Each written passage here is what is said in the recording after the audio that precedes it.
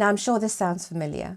You're chatting to a friend or a family member, or you're on the phone and your toddler comes barging in and interrupts, starts talking over you and wants your attention immediately. We all know that toddlers have no patience, and when they want something, they want it now. And having to learn to wait is a really hard lesson.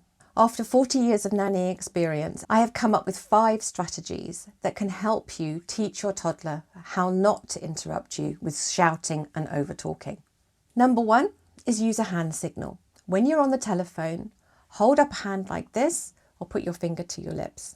You will need to explain and to have told your toddler what these signs are going to mean beforehand in order to indicate that you wish them to just wait a short while. When there is a pause in the conversation, you can then say to the person, can you just hold on a sec? And then you can deal with your toddler. You can either tell them they have to wait just a short time until you've finished, or you can deal with whatever it is that they want. The second tip is to teach your toddler to place a hand on your arm like this.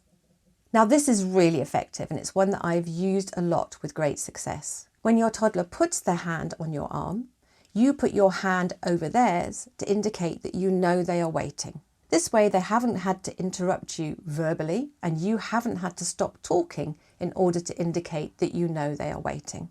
Now, the third point is really important and relates back to the last 2 points that I've mentioned, in as much that you need to practice these things. You cannot expect your toddler to be shown once or to know instinctively what it is that you want them to do. It's a learning process. So when there's no pressure, when it's not an important phone call and it's not an important conversation, practice these scenarios when you will need to tell them to stop talking or to interrupt you appropriately.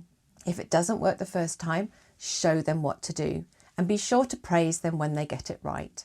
The fourth point, and it's very important, this one, is to make sure that you respond quickly. Don't make them wait too long for you to pay attention to them. If you do this, they'll think what you've taught them doesn't work. And by responding to them quickly and consistently, they will realise that this does work and this is a really good way to get your attention. Number 5, model appropriate interruptions at home. You're always your child's best teacher, and letting them see how you talk to each other in the home is a brilliant way to show them how to behave.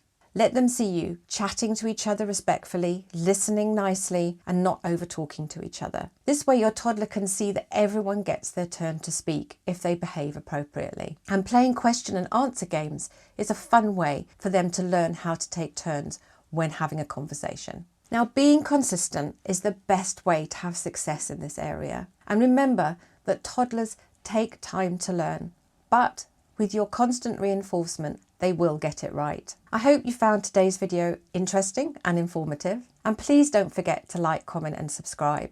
We're a growing YouTube channel, and for every like, more parents get exposed to my knowledge. And if you subscribe, you'll never miss my next video. Thank you.